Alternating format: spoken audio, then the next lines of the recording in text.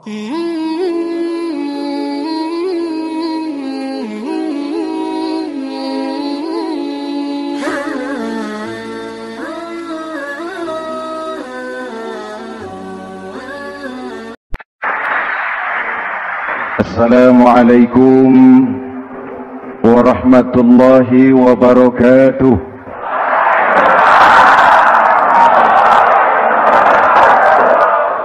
Alhamdulillah wassalatu wassalamu ala Rasulillah Sayyidina Muhammad ibn Abdullah wa ala alihi wa sahbihi wa mawala, amma ba'du.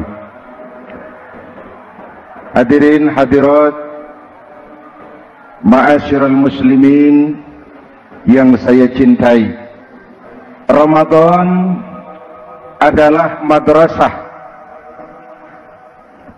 sekolah, tempat di mana kita banyak sekali belajar tentang hidup dan kehidupan,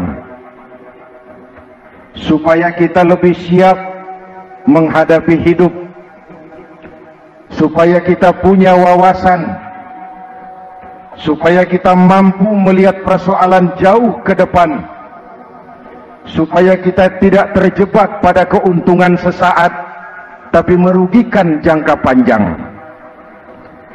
Malam ini saya ingin mengajak kita semua melihat kurikulum Ramadan. Pelajaran apa yang diberikannya kepada kita? Pertama, Ramadan mengajarkan kita menjadi orang-orang yang sabar, ulet, dan tahan uji. Ini zaman di mana persaingan tajam, betul? Jangankan jadi pejabat tinggi, jangankan jadi pengusaha sekarang ini, jadi kiai saja kalau tidak sanggup bersaing.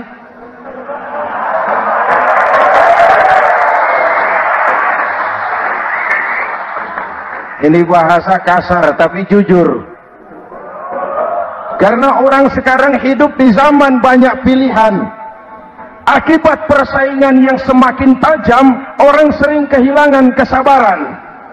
Kepengen cepat kaya, lalu tidak sabar.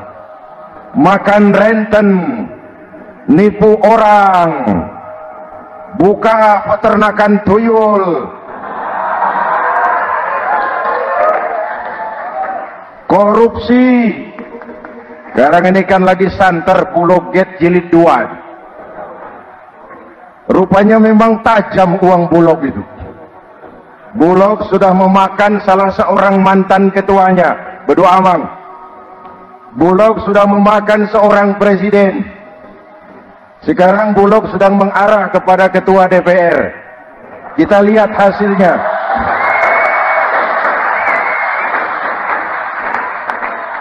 Tentu saja kita prihatin karena kita tahu ekonomi kita sedang sulit, hutang melilit leher, tetapi pada sisi lain kita melihat enak saja uang mengalir puluhan miliar untuk sesuatu yang tidak terkait dengan kepentingan rakyat.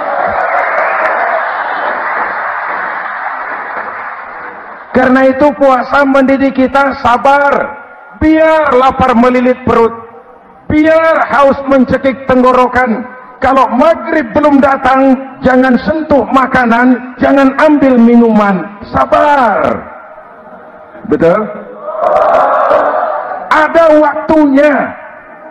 Lalu lintas itu macet karena kendaraan besar tidak mau ngalah, kendaraan kecil tidak tahu diri.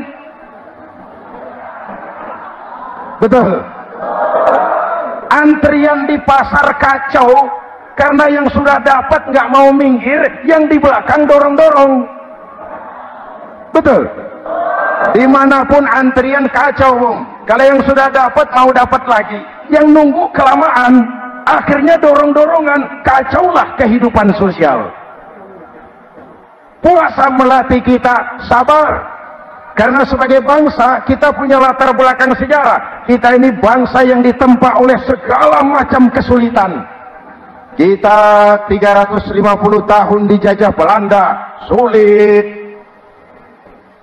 Setelah merdeka, kita dirongrong oleh berbagai macam pemberontakan, susah. Lalu PKI berontak, susah lagi. Lalu berdiri Orde Baru, lama-lama susah lagi. Orde Baru selesai, muncul reformasi, masih susah juga. Kita bangsa yang ditempa oleh kesulitan, bangsa yang tahan bantingan, bukan bangsa yang cengeng. Karena itu mari kita menjadi diri kita. Kita akan gagal kalau kita mau jadi orang lain. Kita akan gagal kalau kita hidup di bawah bayang-bayang orang lain. Jadilah kita diri kita sendiri. Sabar, ulet, dan tahan uji. Inilah kurikulum pertama dari pelaksanaan ibadah puasa. Sehingga dengan dibekali sifat sabar, kita bisa mengendalikan diri. Manusia hebatnya ya. Ayo kita banding-bandingkan. Malaikat, binatang, manusia. Malaikat tidak diberi nafsu, hanya diberi akal. Kalau malaikat tidak pernah salah, wajar. Jibril nggak pernah korupsi ayat. Ah, ini ada ayat bagus, saya pakai sendiri saja ini. Tidak. Malaikat maut tidak pernah salah adres mencabut nyawa orang yang belum waktunya mati. Tidak pernah. Dan itu wajar. Malaikat makhluk tanpa alternatif. Secara instinktif dia diciptakan untuk taat. Sebaliknya binatang diberi otak tapi tidak diberi akal. Binatang hanya diberi nafsu. Kalau binatang tiap hari salah, wajar. Ayam kalau sudah datang syahwatnya, tidak usah menoleh, ini banyak orang apa tidak? Betul. Kuda keliling kota tidak pakai celana, tenang saja. Betul. Dan wajar, namanya juga binatang. Sedangkan manusia diberikan akal dan diberikan nafsu. Tiap hari terjadi perjuangan. Kadang akal menang, kadang nafsu yang menang. Ketika akal menang, kita lebih tinggi dari malaikat. Ketika nafsu yang menang, kita lebih rendah daripada binatang. Hadirin yang saya cintai, itu pelajaran pertama, sabar, ulet, tahan uji. Lalu pelajaran yang kedua, melahirkan sikap istiqomah, punya stabilitas temperatur batin, istilah sekarang. Soal istiqomah ini saya tidak akan menjelaskan pengertiannya, saya mau cerita saja. Mau dengar nggak? Ini tentang istiqomah. Dalam satu pertempuran, Jenderal Salahuddin Al-Ayyubi bersama tentaranya, tentara Islam, pernah mengalami kekalahan. Karena kalah, banyak yang ditahan jadi tawanan orang-orang kafir, beberapa perwira dan banyak ofsir. Tercatatlah ada 3 orang ofsir jadi tawanan raja kafir ini. Satu hari raja kafir musyawarah dengan perdana menterinya. Perdana menteri, saya tuan raja, ini tawanan Islam ini enaknya diapain? Kalau enaknya sih dibunuh saja tuan raja, selesai urusan. Soal bunuh sih gampang perdana menteri. Maksud tuan raja, bujuk saja agar dia meninggalkan Islamnya, ikut ke agama kita, nanti kita kasih hadiah. Begitu? Iya. Baiklah, besok saya sidang 3-3-nya. Besoknya ini 3 ofsir disidang di tempat terbuka langsung oleh perdana menteri. Mula-mula dipanggil ofsir pertama. Ofsir pertama, ya perdana menteri, sini. Baik. Kamu tahu kamu siapa? Tahu. Siapa kamu? Tawanan. Iya, kalau tawanan bisa diatur kan? Diatur bagaimana? Kamu mau nggak ikut saya bersama Tuan Raja meninggalkan Islam agamamu, mengkhianati saudara-saudaramu sebangsa, setanah air, sekeyakinan? Ikut dengan saya, tinggalkan Islam. Nanti kamu akan saya angkat jadi pejabat tinggi, gaji cukup, rumah cukup, kendaraan cukup, istri cukup, Tapi kalau kamu menolak, kamu akan saya bunuh. Tuan Perdana Menteri, ya. Apa Anda menyangka selama ini saya berjuang karena kepengen kedudukan yang tinggi? Nih. Tuan menyangka saya berjuang ini karena kepengen harta yang banyak, jaminan hari depan yang memadai? Tidak, Tuan Perdana Menteri. Saya tinggalkan keluarga, kampung halaman, sanak famili, handai taulan. Saya jihad karena mengharap ridho Allah Subhanahu wa ta'ala. Tapi sekarang kamu tawanan kan? Itu resiko perjuangan. Kamu tidak mau meninggalkan Islam? Tidak. Kamu akan saya bunuh. Silakan. Kamu tidak takut mati? Tidak. Kamu berani? Dari kemarin. Apa dikira baru sekarang saya berani? Tuan Perdana Menteri, saya berharap memang saat-saat seperti ini bisa saya temukan. Ibadah saya sedikit, sholat saya kurang, puasa saya kurang. Barangkali dengan jihad saya bersimbah darah, mati di tangan Tuhan, Allah akan mengampuni dosa-dosa saya dan saya dapat tiket untuk mencapai keridhaannya.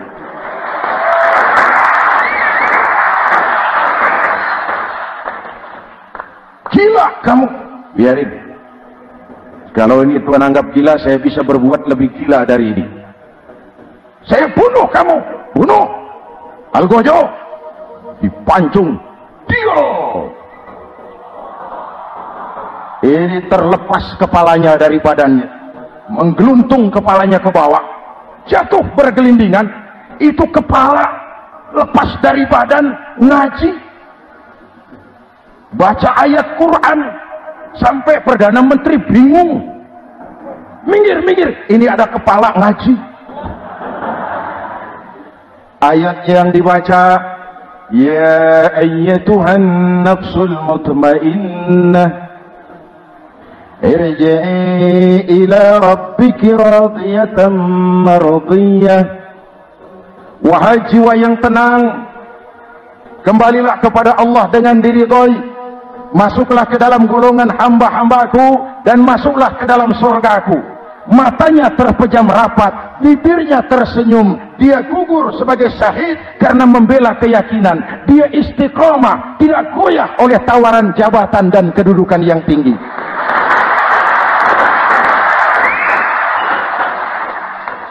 Perdana Menteri geleng kepala, dasar orang Islam.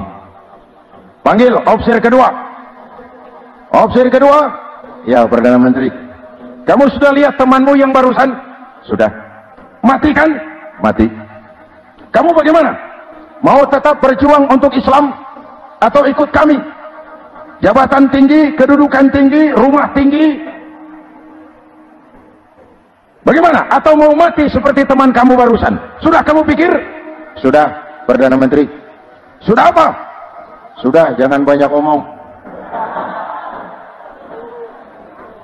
Maksud kamu apa?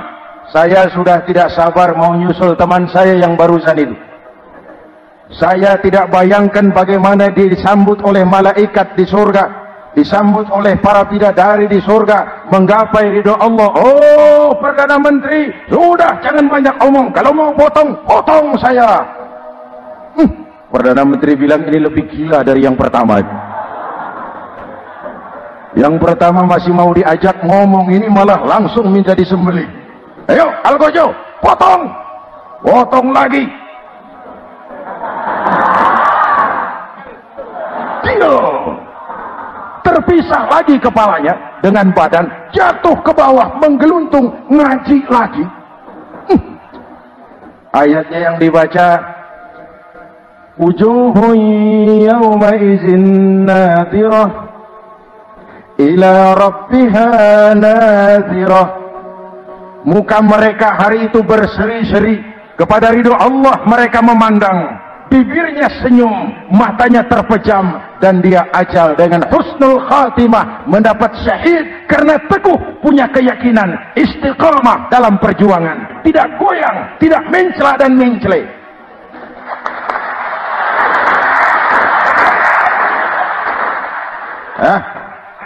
Officer ketiga, sini. Siap, Perdana Menteri. Kamu sudah lihat nasib 2 orang teman kamu? Sudah. Mati kan? Mati. Kamu mau seperti dia? Oh, tidak, Perdana Menteri. Saya tidak mau mati. Daripada mati kan lebih baik hidup. Kamu mau ikut saya? Mau, Perdana Menteri. Mau. Gaji besar, rumah besar, kendaraan besar, istri.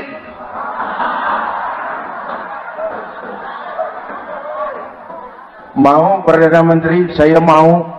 Daripada tidak jadi apa-apa, kan lebih baik jadi apa-apa.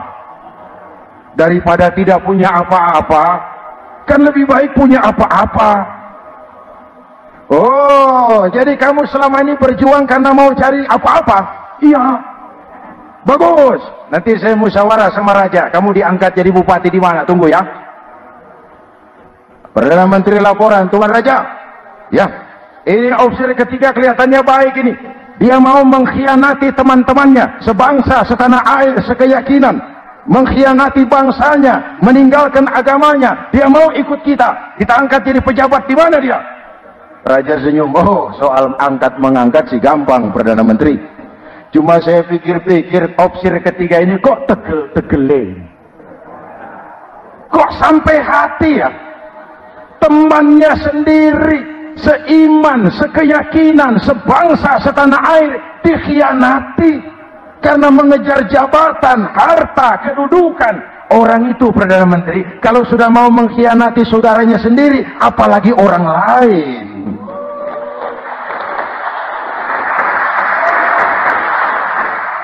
Ini opsi ketiga, ini opsi bejat. Anda bayangkan temannya sendiri dikhianati, nanti kalau ada kesempatan kita ditikam dari belakang.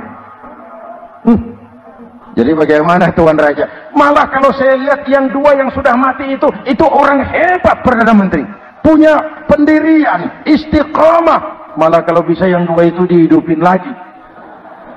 Loh, dihidupin bagaimana Tuan Raja, sudah kadang mati. Jadi bagaimana ya opsi ketiga ini? Bunuh, bunuh, bunuh. Buat apa piara benalu jadi duri di kaki nanti? Bunuh. Baik, Perdana Menteri kembali. Opsi ketiga, siap Perdana Menteri. Saya jadi bupati di mana? Bupati, modar sampean. Loh, saya mau dibunuh. Bunuh.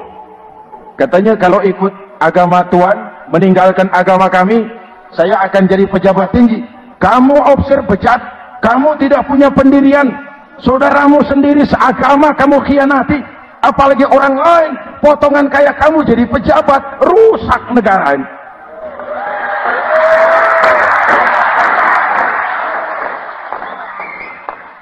Hadirin hadirat yang berbahagia, saya lanjutkan cerita ini.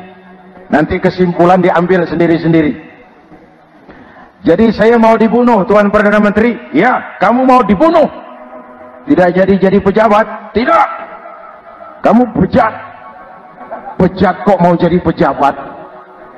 Nanti juga kalau kamu jadi pejabat, paling kerjamu memperkaya dirimu sendiri, paling banter keluargamu dan golonganmu. Rakyat tetap saja tidak terurus.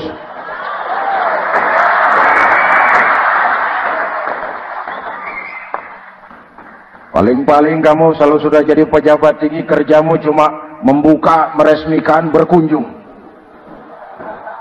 Berkunjung, meresmikan, membuka. Membuka, meresmikan, berkunjung. Lah kapan kamu ngurus rakyatnya? Bejat kamu. Jadi saya dibunuh, bunuh. Iyalah, kalau mau dibunuh ya saya bunuh, tapi saya mau Islam lagi ah. Terserah, mau Islam lagi mau tidak, kamu tetap akan dibunuh. Iya, saya mau Islam lagi. Ayo cepat. Iya Pak, saya mau syahadat dulu. Cepat. Iya Pak, asyhadu macet lehernya. Ayo cepat. Iya Pak, asyhadu tidak bisa mengucap syahadat. Ayo cepat. Iya Pak, asyhadu tidak tuntas mengucap syahadat, golok algojo keburu sampai di lehernya.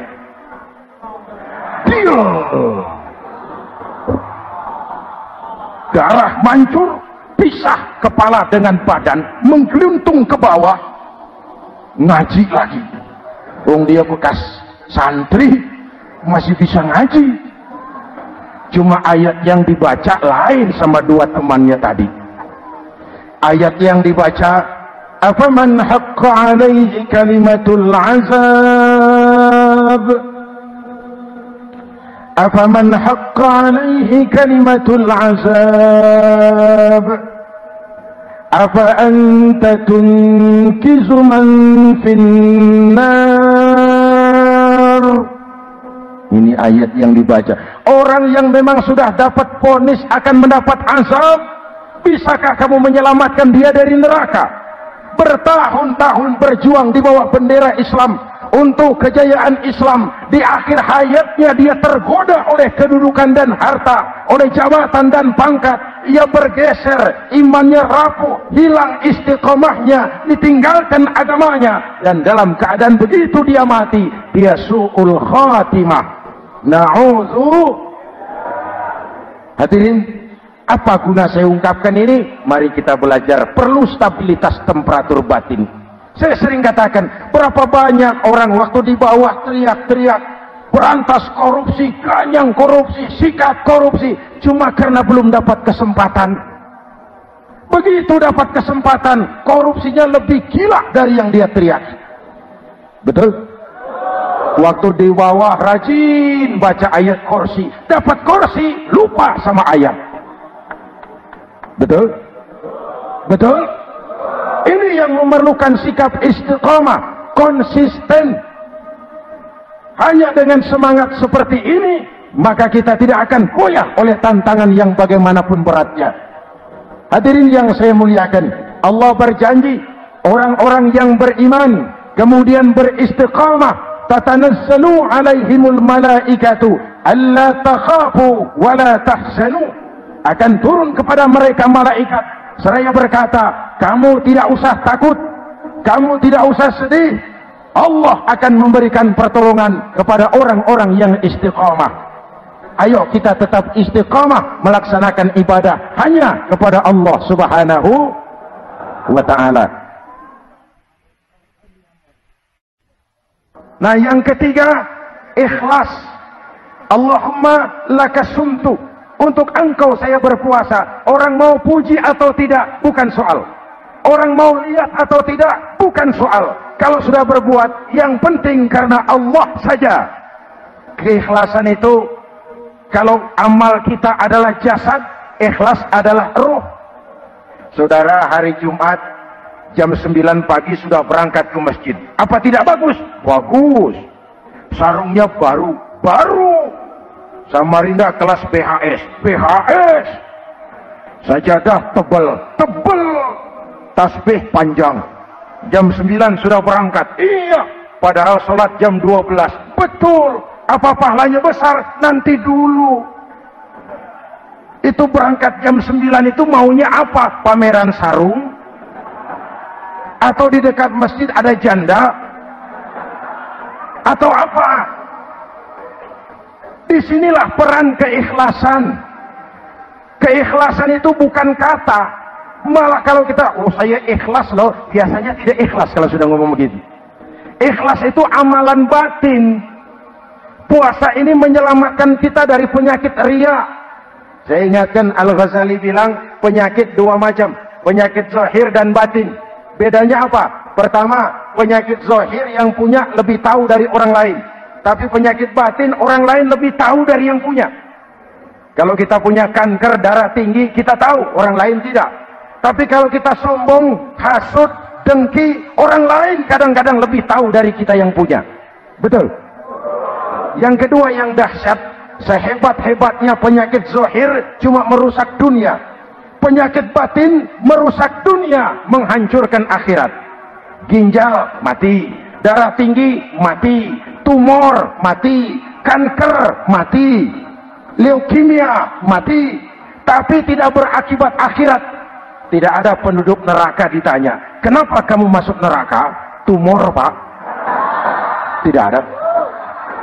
Tidak ada.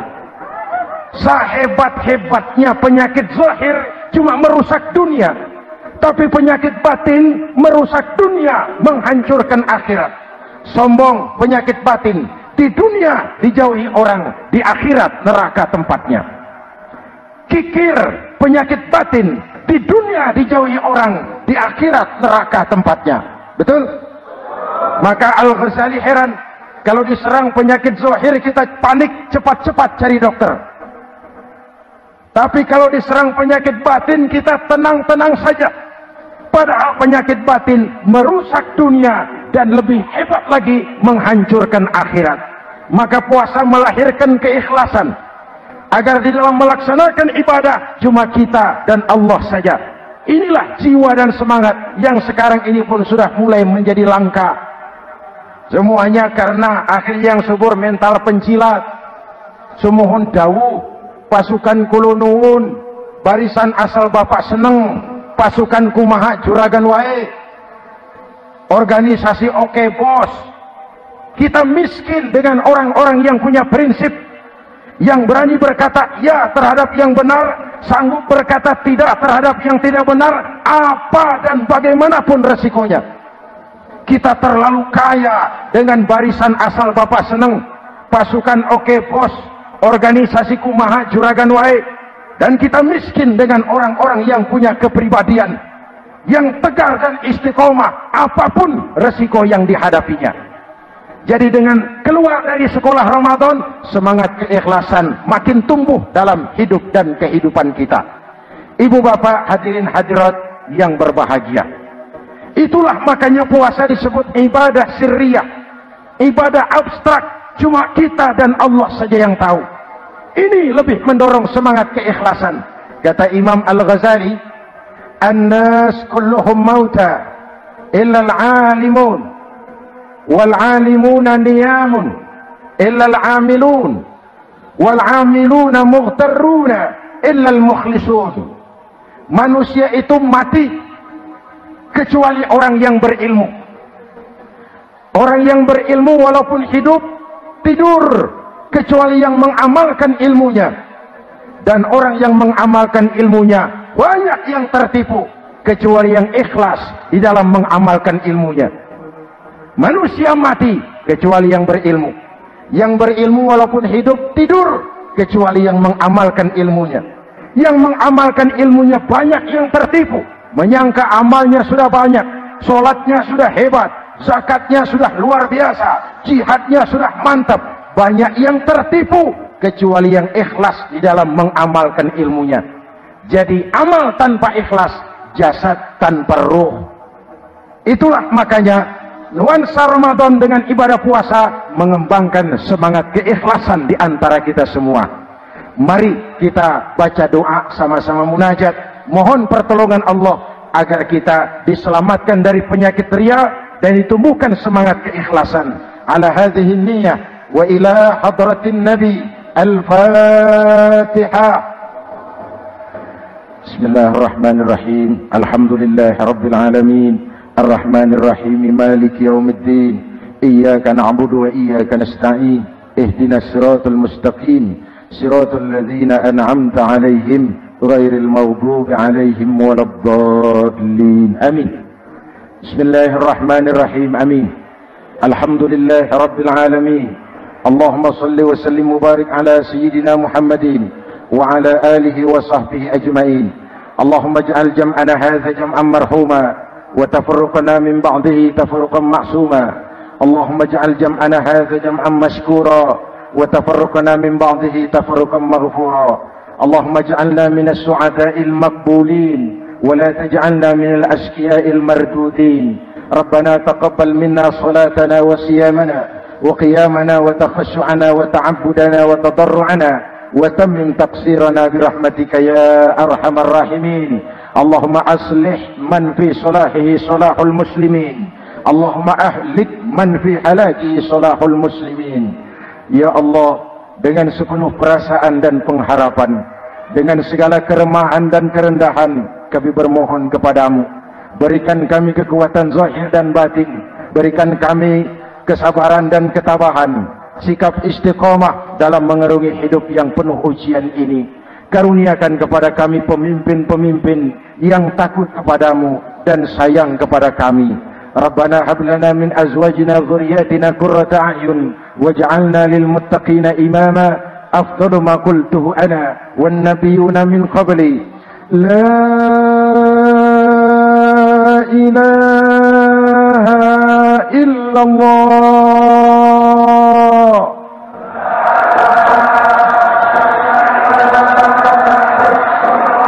La ilaha illallah.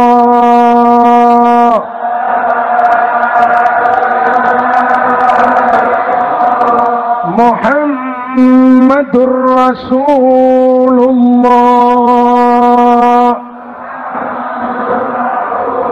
Amin.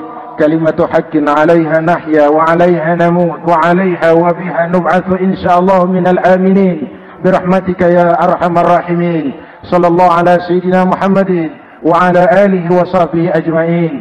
Ana rabbika rabbil izzati amma yasifun. Salamun alal mursalin walhamdulillahi rabbil alamin. Assalamualaikum warahmatullahi wabarakatuh.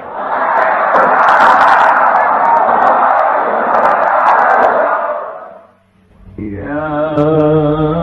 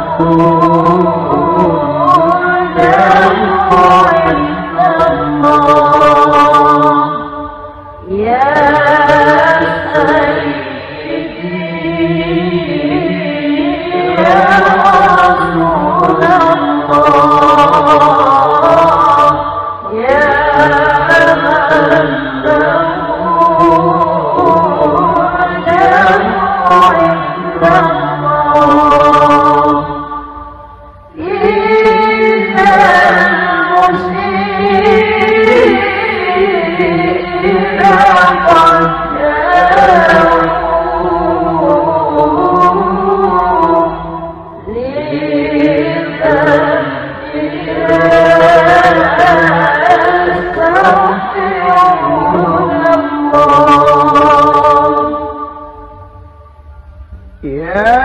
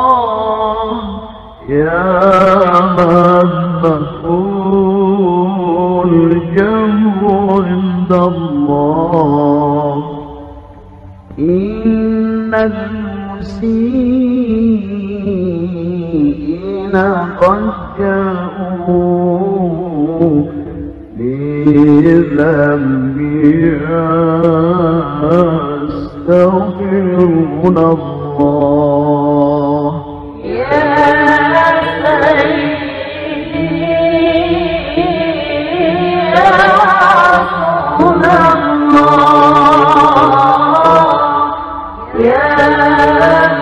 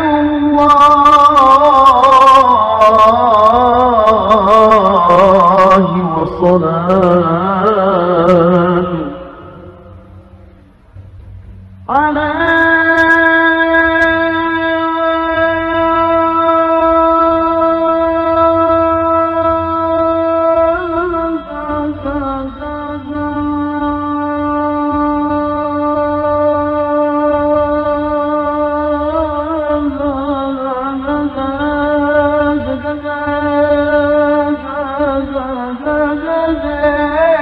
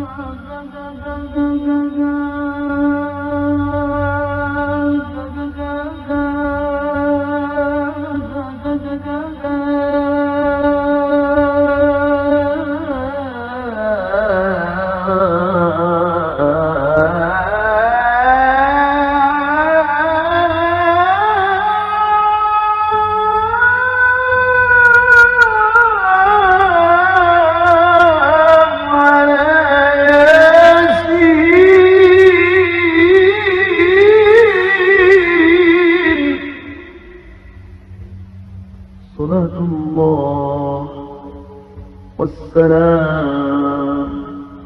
على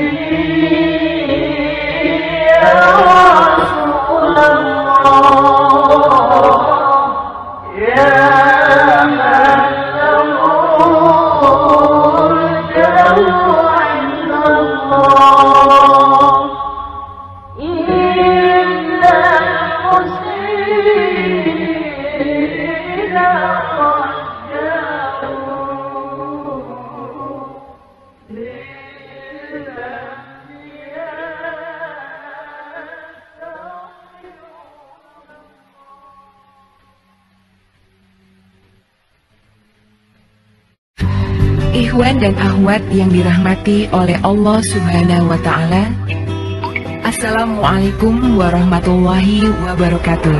Inilah kunjungan Irena Center dan Indonesian Commercial Jockey melalui berbagai media di seluruh Indonesia dalam acara membangun peradaban Islam dengan siaran radio di Indonesia. Assalamualaikum warahmatullahi wabarakatuh.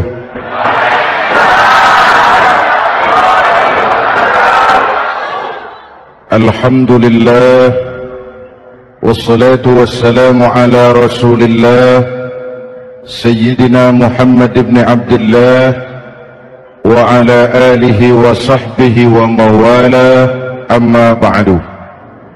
Saudara-saudara kaum muslimin di seluruh tanah air, hari-hari pada minggu akhir Ramadan kita bersama-sama menyaksikan sebuah fenomena tentang pindahnya kegiatan umat dari masjid ke pasar, dari masjid ke terminal, dari masjid ke stasiun, dari masjid ke bandara. Apa boleh buat, itulah wajah kita. Bahwa lebaran artinya mudik, bahwa lebaran artinya baju baru dan makanan. Lebaran berbeda dengan Idul Fitri. Lebaran adalah tradisi yang setiap kita boleh ikutan.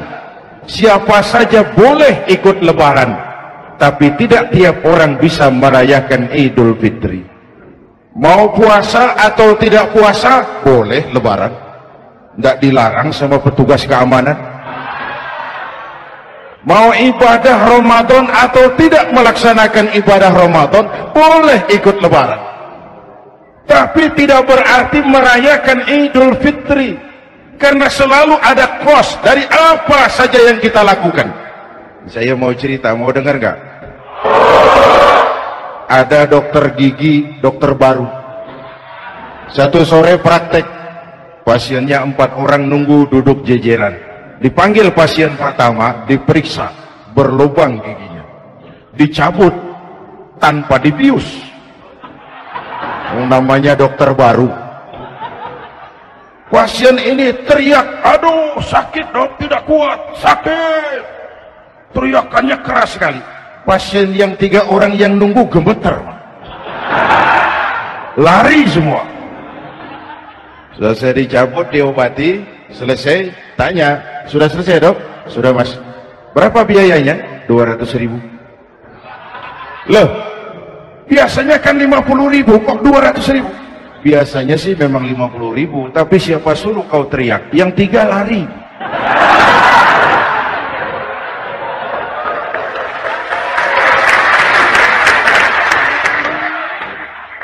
Cerita pendek ini ingin berpesan kepada kita, selalu ada ongkos yang harus kita bayar dari apa saja yang kita lakukan. Mau ibadah atau tidak, mau jadi orang baik-baik atau jadi bajingan paling tengik, mau berbuat salah atau berbuat soleh, selalu ada kosnya, selalu ada ongkosnya. Kita bicara kembali kepada fitrah, Idul Fitri. Bagaimana caranya? Pertama, saya ingin mengutip bagian pendek dari ayat 185 Al-Baqarah. Walitukmilul iddata walitukabbirullaha ala ma hadakum wa la'allakum tashkurun. Ada 4 hal dari cuplikan ayat pendek ini. Pertama, walitukmilul iddata, hendaknya engkau sempurnakan jumlah bilangan hari puasamu. Berpuasa sebulan penuh. Sebulan penuh itu bisa 29, bisa 30. Pak, kalau beda pendapat bagaimana? Ada yang lebaran tanggal 5, ada yang lebaran tanggal 6. Hadirin, bagi yang punya kemampuan berijtihad, silahkan melakukan ru'yatul hilal. Bagi yang tidak, lebih aman ikut pesan Nabi. Apa pesan Nabi?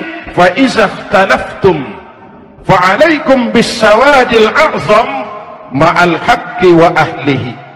Kalau kamu berbeda pendapat, ikut golongan terbanyak yang benar dan ahlinya.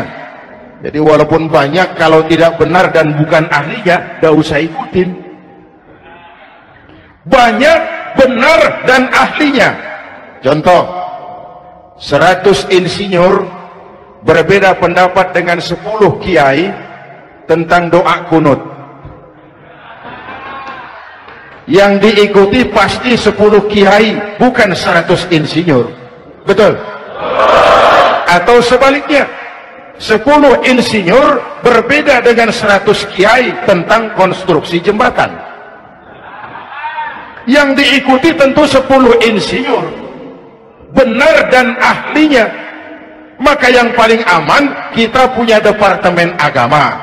Departemen Agama punya ahli dari MUI, dari Nahdlatul Ulama, dari Muhammadiyah, dari Al-Wasliyah, dari Syarikat Islam, dikumpulkan melakukan ru'yatul hilal. Yang paling aman, dengeri saja pengumuman Departemen Agama.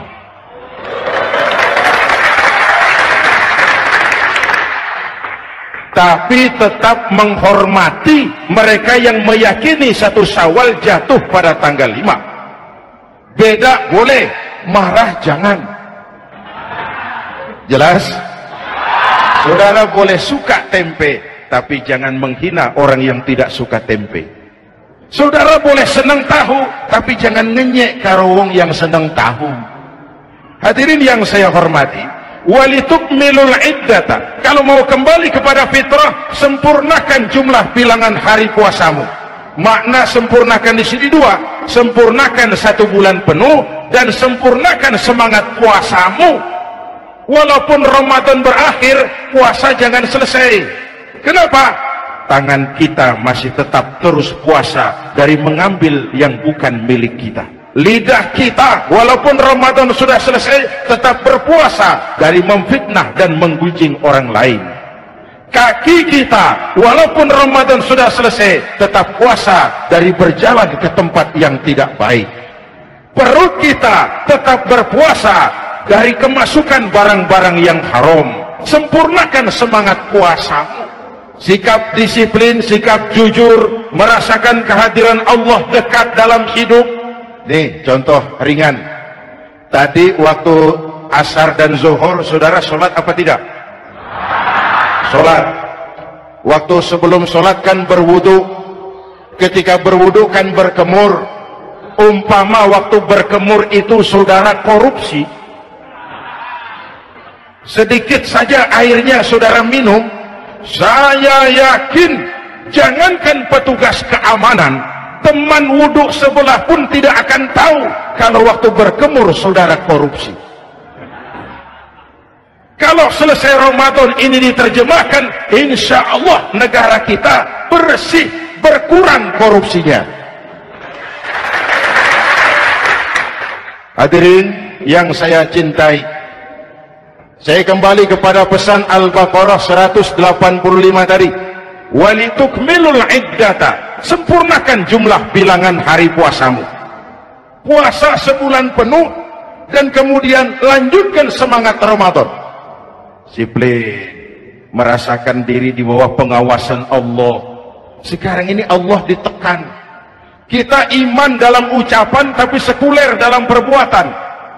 Tuhan cuma ada di masjid, di kantor Tuhan hilang, maka korupsi merajalela. Tuhan cuma ada di masjid, di pasar Tuhan hilang, maka timbangan tetap curang. Iman dalam ucapan tapi sekuler dalam perbuatan. Kalau jiwa dan semangat Ramadan kita bisa terapkan, insya Allah korupsi akan berkurang. Sekarang kan kita prihatin, yang tadinya teriak-teriak wong cilik malah ribut rumah mewah. Yang tadinya teriak-teriak rakyat kecil sekarang malah ribut soal villa 5 miliar. Ini kan menyedihkan, memilukan dan memalukan. Tidak punya sense of crisis. Nah, saya juga nggak tahu apa itu. Udah dengerin aja, kenapa sih? Usil bener. Padahal ekonomi kita masih terpuruk, lapangan kerja sulit, jumlah pengangguran rata-rata 2 juta orang per tahun. Lapangan kerja baru sulit terbuka karena investor, jangankan yang dari luar mau masuk, yang di dalam siap-siap keluar. Terakhir kita dengar Sony, pabrik elektronik besar, mau cabut lagi, pindah invest ke Taiwan, menyusul pabrik silet yang di Ciputat itu. Ketika ditanya apa investasi di Cina lebih murah, tidak, dia bilang lebih mahal, cuma lebih pasti. Di Indonesia murah, cuma mejanya kebanyakan, biaya siluman,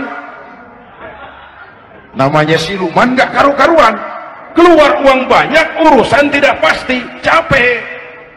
Disahkan undang-undang penyiaran yang justru ditolak oleh masyarakat penyiar sendiri. Industri penyiaran bakal kolaps karena sekarang ini boro-boro mereka industri televisi mau break even point, mau pulang modal, dengan ke depan bisa bangkrut. Akibatnya bisa kita pastikan, jumlah pengangguran makin bertambah. Hadirin yang saya hormati, kita memang setuju jangan terlalu mengadopsi siaran-siaran televisi dari luar, kita harus punya filter. Tapi pada sisi yang sama, kita juga harus memperhatikan lapangan kerja buat rakyat kita. Walitukmilul iddata, sempurnakan jumlah bilangan hari puasamu. Kalau jumlah hari puasa sudah sempurna, tuntunan yang kedua dari Al-Quran, walitukabbirullah, hendaknya engkau agungkan nama Tuhanmu. Takbiran. Takbiran itu bisa sendiri, bisa berjamaah, bisa di rumah, bisa di masjid, bisa di surau, bisa dengan pawai keliling, asal dilaksanakan dengan tertib dan tidak mengganggu lalu lintas umum. Prakteknya yang terjadi, pawai keliling itu mengganggu ketertiban umum, perang petasan, mengganggu lalu lintas. Terjadi macam, ada yang takbiran bawa bendera partai. Innalillahi wa inna ilaihi raji'un. Ini takbir politik. Hadirin yang saya hormati, kalimat takbir dalam kondisi kita, saya ingatkan kepada satu ungkapan Bung Tomo.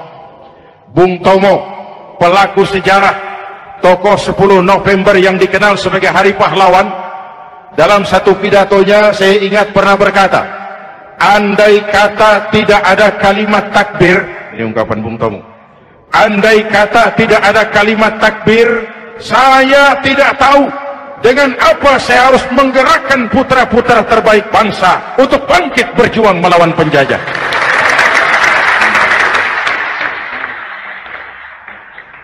Ketika Allahu Akbar, itu londo, kelihatannya kecil, meriam nggak meleduk. Dahulu orang-orang tua kita cuma ada 2 kata, merdeka atau mati. Tidak berpikir, nanti kalau menang dan merdeka, saya jadi wali kota di mana?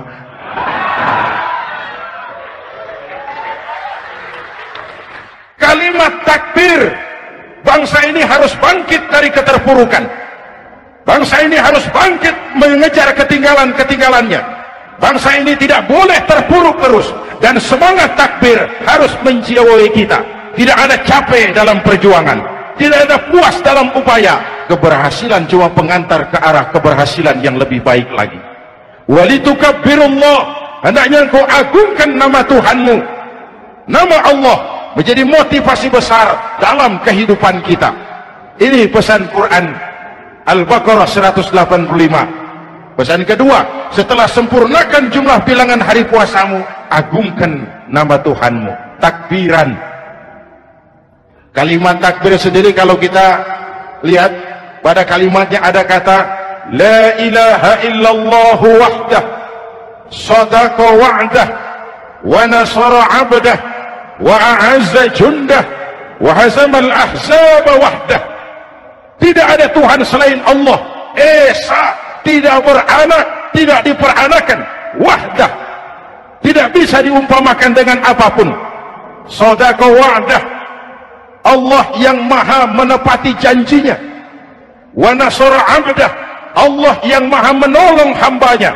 Kalau bukan kebesaran Allah, berat berjuang Ramadan ini melawan musuh yang tidak nyata. Puasa itu kalau olahraga golep. Benar Pak? Kalau tinju lawannya kelihatan. Betul. Sepak bola musuh kelihatan. Bulu tangkis kelihatan. Golf siapa musuhnya? Itulah puasa, menghadapi musuh yang tidak kelihatan. Itu lebih berat daripada perjuangan mengangkat senjata, lebih berat daripada berjuang mengorbankan harta. Tapi kalau di bulan Ramadan saja Rasulullah menang dalam perang Badar, itu harus jadi sumber motivasi. Dengan kalimat takbir, dengan keagungan Allah, bangsa Indonesia harus bangkit dari keterpurukan. Ibu bapak hadirin yang saya hormati, jadi bukan akhir Ramadan lalu sibuk beli baju. Boleh, tapi bukan itu yang utama. Laisal id bilibasin jadid, walakinnal id bi ta'atin yazid. Idul Fitri bukan pakaian baru. Idul Fitri adalah ketaatan yang meningkat, yang telah ditempa, digojlok, digembleng oleh Ramadan. Jadi kalau Ramadan rajin baca Quran, lalu selesai Ramadan sayonara Quran, latihan tidak berhasil. Ramadan rajin ke masjid, selesai Ramadan selesailah ke masjid. Awal Ramadan full house sampai ke halaman, akhir Ramadan cuma imam berdua tikar. Masjid kembali senyap, padahal masjid adalah pusat kegiatan umat. Saudara lihat dari sejarah, ketika hijrah ke Madinah, Rasul singgah di Kuba. Apa yang beliau lakukan? Membangun masjid. Ketika sampai di Madinah, kesibukan pertama beliau apa? Mencari rumah dinas? Bukan.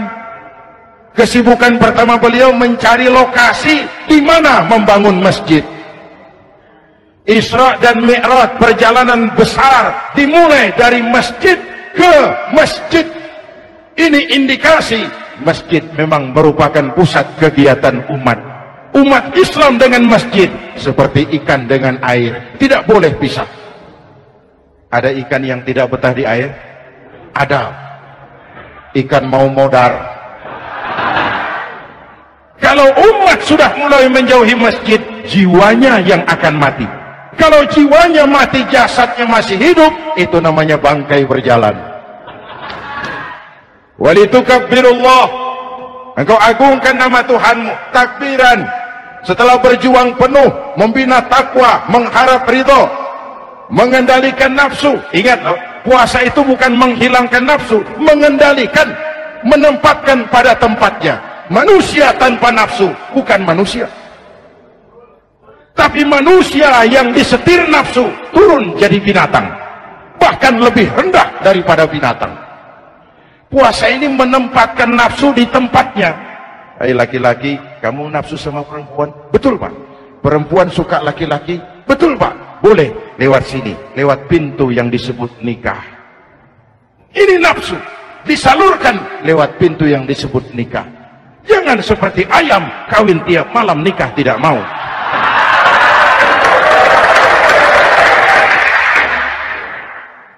Manusia nafsu kepada materi, kepengen kaya, iya Pak, boleh. Usaha yang halal, jual beli yang halal. Wa ahallallahu al-bai'a wa harrama riba. Allah halalkan jual beli. Jangan ingin kaya lalu makan renten, ingin kaya lalu korupsi, ingin kaya lalu buka peternakan tuyul. Manusia ingin berkuasa, boleh, tapi tetap punya etika dan moral. Jangan ingin berkuasa lalu fitnah, ingin berkuasa lalu mengadu domba orang, ingin berkuasa lalu menghalalkan segala cara. Puasa menempatkan nafsu pada tempatnya. Manusia yang dikendalikan nafsu lebih puas daripada binatang.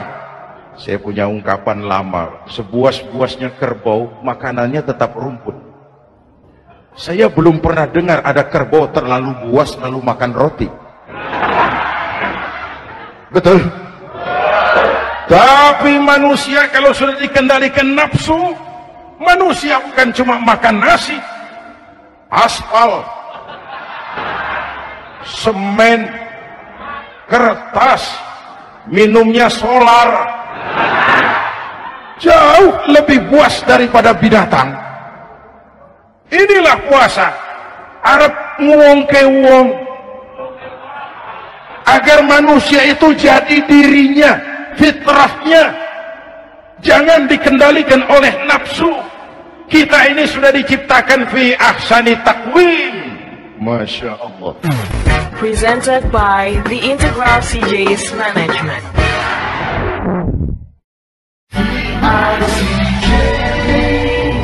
Hadirin, yang ketiga pesan Al-Baqarah 185 tadi, setelah sempurna jumlah bilangan hari puasa, lalu mengumandangkan takbir, membayar zakat fitrah. Kenapa itu kita lakukan? Mengagungkan nama Allah, ala ma hadakum. Agungkan nama Allah yang telah memberikan hidayahnya kepadamu. Masya Allah nih, hidayah, kita bersyukur. Hidayah ini hak prerogatif Allah, diberikan kepada siapa saja yang dikehendaki oleh Allah.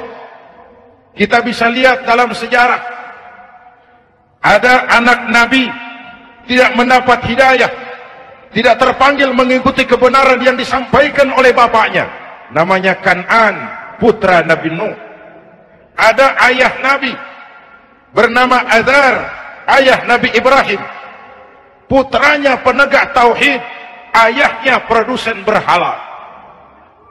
Ada istri Nabi, istrinya Nabi Lut, tidak mendapat hidayah, tidak terpanggil mengikuti kebenaran. Lalu Abu Jahal, Abu Lahab, paman Nabi, melihat Nabi, menyaksikan mukjizat, mendengar wahyu, melihat tutur kata Nabi, hidayah tidak datang kepada dia, maka mereka tidak terpanggil mengikuti kebenaran. Kita alhamdulillah keponakan Nabi saja bukan,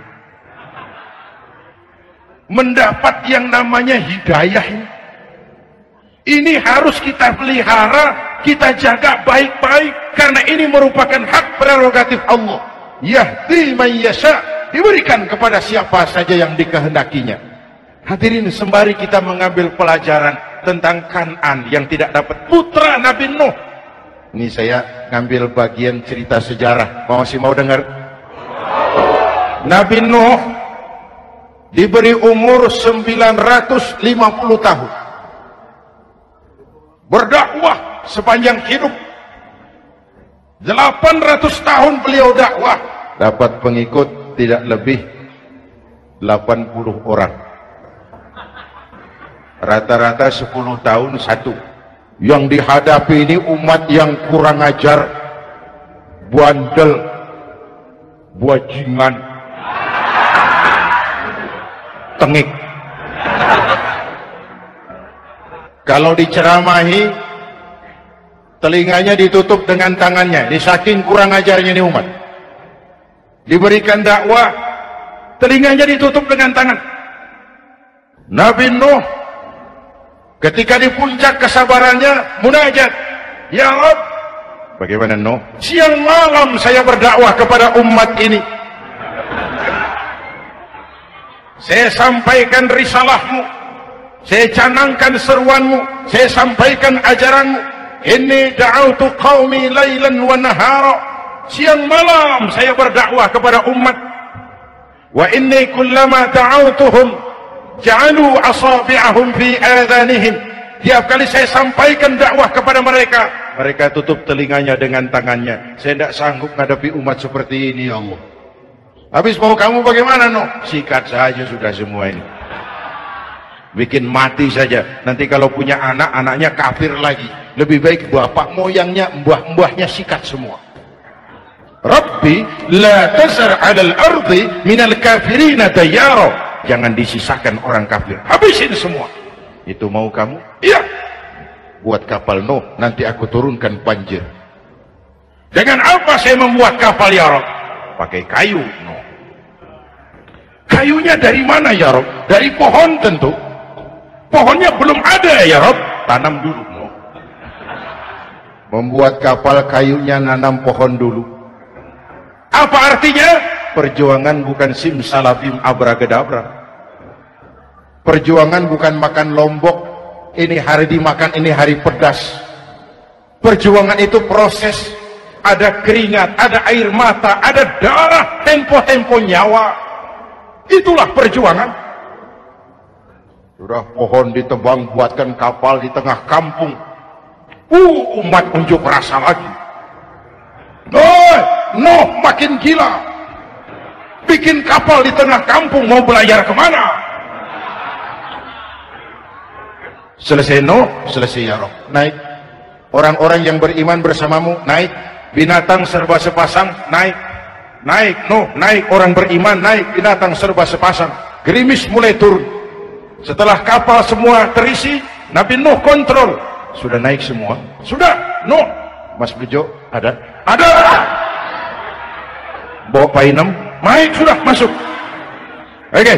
Hei. Kanan anak saya ikut tidak naik kapal. Kami tidak lihat Nuh. Turun ke bawah. Ada Kanan. Kami tidak lihat Nuh. Naik ke atas buritan. Kelihatan Kanan tidak ikut naik kapal. Kumpul bersama orang kafir di daratan. Inilah potret kehidupan. Kumpul dengan orang-orang kafir. Berapa banyak anak-anak kita tidak mau ikut orang tuanya ke masjid. Kumpul dengan orang-orang kafir di tempat maksiat. Nuh karena sayang kepada anak, dari atas kapal memanggil, ya bunayya kam ma'ana. Ya, ini bahasa orang manggil, Pak. Kanan, kesini nak, naik kapal sama papi. Ini terjemahan bebas. Jawab Kanan di bawah, tidak mau Pak, saya di sini saja. Jangan nak, Allah sedang murka, akan turun banjir. Kalau datang banjir Papa, sa'awi ila jabalin ya'simuni minal ma'. Saya akan naik ke gunung tinggi yang bisa menyelamatkan saya dari banjir. Kanan naik ke gunung tinggi, gunung pun tenggelam dihantam banjir. Dalam puncak kepedihan, Nabi Nuh akhirnya sadar, ya Allah, kalau orang kafir tenggelam, memang saya yang minta, tapi Kanan kan anak saya. Nuh, anggap Kanan bukan anakmu. Wa innahu amalun ghairu salih. Nuh sadar, akhirnya bilang, ana urid wa anta turid wallahu fa'alun lima yurid. Aku punya kemauan, kau Kanan punya kemauan, Allah juga punya kemauan. Kemauan Allah lah yang akhirnya jadi kenyataan. Nek sekarang juga kita ngadepi musim banjir. Bukan banjir air saja, banjir peradaban-peradaban yang masuk ke negeri kita. Banjir maksiat, banjir munkarat. Kalau kita sudah ke masjid, kita sudah naik kapal. Tolong kontrol anak-anak kita. Tolong kontrol tetangga kita. Ayo naik kapal. Banjir.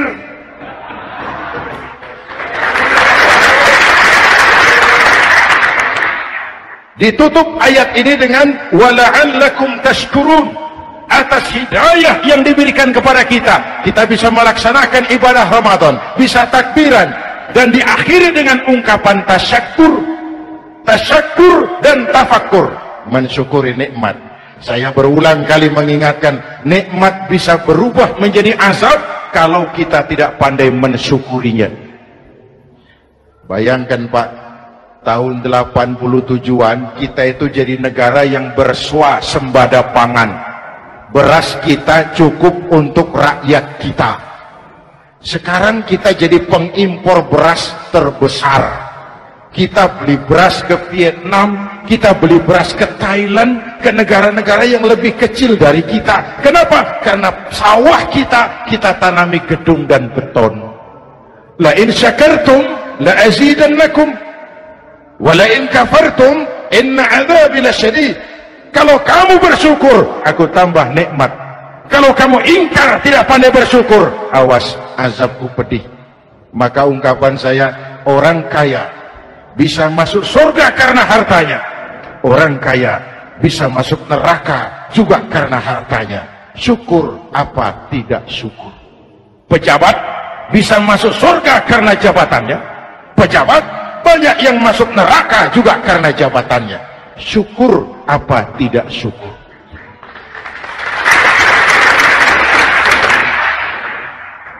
Orang alim, kiai bisa masuk surga karena ilmunya. Orang alim pun bisa masuk neraka lebih dulu dari penyembah berhala juga karena ilmunya. Syukur apa tidak syukur? Kasih jabatan sebagai pemimpin lalu menyadari sayyidul qaumi khadimuhum. Pemimpin suatu umat adalah pelayan bagi umat itu. Pelayan harus melayani, bukan minta dilayani. Selama ini kita memandang jabatan itu jalan pintas menuju kaya.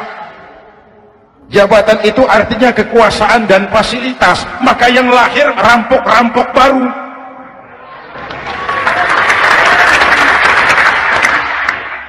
Jabatan adalah alat untuk pengabdian di tengah rakyat yang sedang susah, di tengah negara yang sedang terpuruk.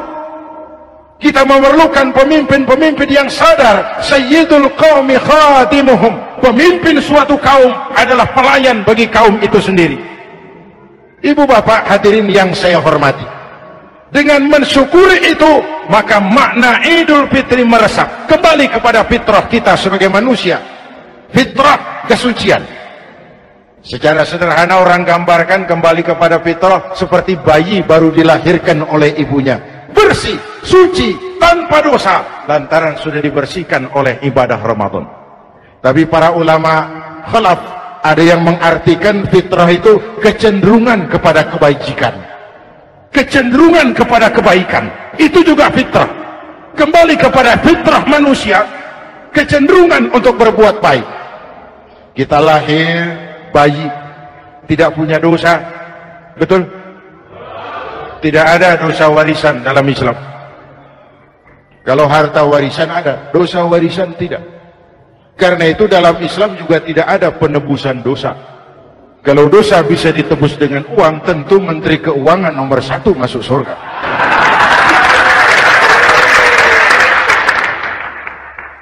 Dosa dalam Islam ditebus dengan taubat, langsung kepada Allah, sonder calo. Hadirin yang saya hormati, kembali kepada fitrah seperti bayi baru dilahirkan oleh ibunya, bersih, tidak punya dosa kepada Allah lantaran sudah dibersihkan oleh ibadah Ramadan. Soalnya kemudian kita kan tidak hanya bersalah kepada Allah, kita ini juga bergaul dengan sesama manusia, betul? Sebuah hadis, sahabat ditanya oleh Rasul, atadruna manil muflis? Saudara-saudara tahu kamu siapa orang yang bangkrut?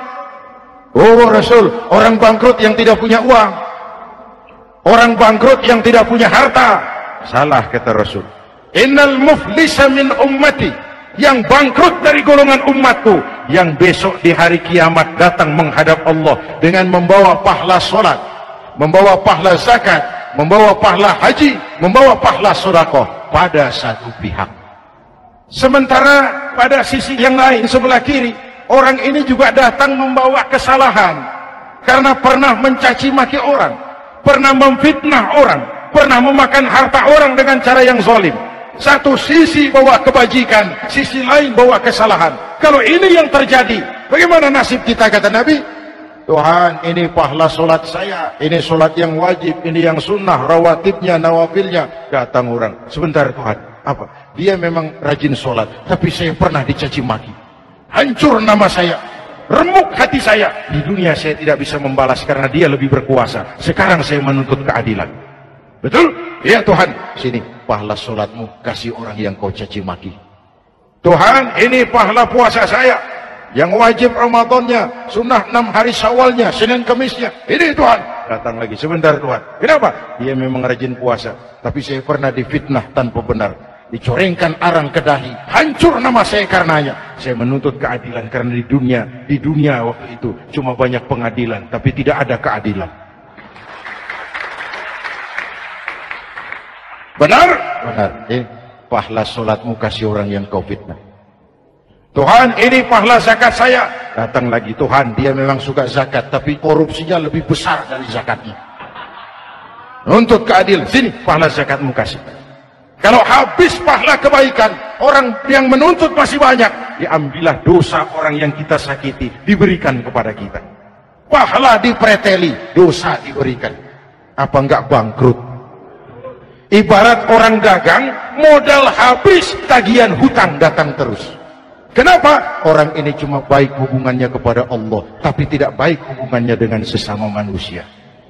Karena itu, dalam konteks dengan fitrah, manusia makhluk yang fitrah. Apa fitrah itu? Pertama, manusia makhluk yang bertuhan. Itu fitrah. Mengingkari Tuhan, mengingkari fitrah. Yang kedua, manusia makhluk sosial, zon politikan. Itu fitrah. Kita tidak bisa hidup sendiri. Betapa dan siapapun kita memerlukan yang lain. Maka nuansa Ramadan intinya adalah silaturahmi. Nuansa Idul Fitri, silaturahmi antar sesama kita. Ada baiknya saya ingatkan lagi sebuah hadis. Masih mau dengar? Selesai sholat Id, sahabat mendengar Rasul mengucapkan amin 3 kali. Amin, amin, amin. Ya Rasul, ada apa? Tadi turun Jibril selesai sholat, mau berdoa. Muhammad, aku mau mohon kepada Allah, mau kau aminkan? Silakan Jibril. Jibril doa, Rasul amin. Doanya 3 macam permohonan, maka Rasul 3 kali mengucapkan amin. Kalau sudah Jibril yang doa, Rasul yang amin, apa iya doanya ditolak? Apa isi doanya? Yang pertama, ya Allah, doa malaikat Jibril, hari ini 1 Syawal, waktu itu doanya, saya mohon kepadamu, jangan engkau terima puasa dan ibadahnya anak yang durhaka kepada ibu bapaknya. Rasul mengucapkan amin. Renungan buat kita. Itu sebabnya barangkali sesibuk-sibuk di Jakarta masih mau mudik nemui orang tua. Yang kedua, ya Rabb, saya mohon kepadamu, jangan engkau terima puasa dan ibadahnya istri yang durhaka kepada suaminya. Amin. Kedengaran, Bu? Ada ibu-ibu tanya, Pak, kalau suami yang durhaka sama istrinya bagaimana? Ah, hadisnya tidak menjelaskan itu.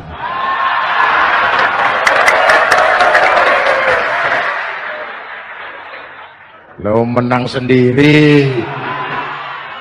Yang jelas suami itu presiden rumah tangga, dimintakan tanggung jawab tentang istrinya. Nah, istri swargo manut neraka kadut. Ketika pulang Isra Mi'raj saja, Rasul bercerita, aku diperlihatkan neraka. Neraka ya Rasul? Iya. Lalu aku lihat isinya kok kebanyakan perempuan. Perempuan. Laki bagaimana? Laki juga tidak sedikit. Cuma kebanyakan perempuan. Ya Rasul, apa mereka tidak sholat? Sholat. Apa mereka tidak ngaji? Oh, rajin mereka sama suaminya. Kenapa banyak mereka di sana? Rasul senyum dan menjawab, hunna yakfurnal asir. Umumnya perempuan kurang bisa terima kasih sama suaminya.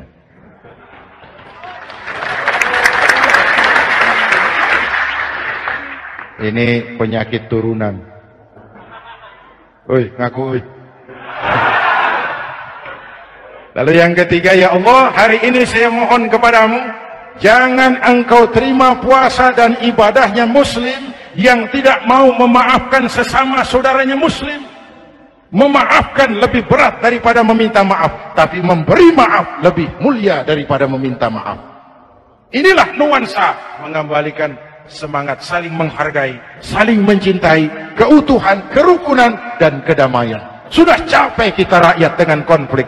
Sudah capek kita dengan mengedepankan perbedaan dan bukan persamaan. Sudah waktunya kita berbeda tapi tetap bergandengan, tetap bersama menyongsong hari esok yang lebih baik. Mintalah ridho ibu bapak, suami kepada istri, istri kepada suami, dan memaafkan sesama saudara muslim sehingga kita benar-benar kembali kepada fitrah.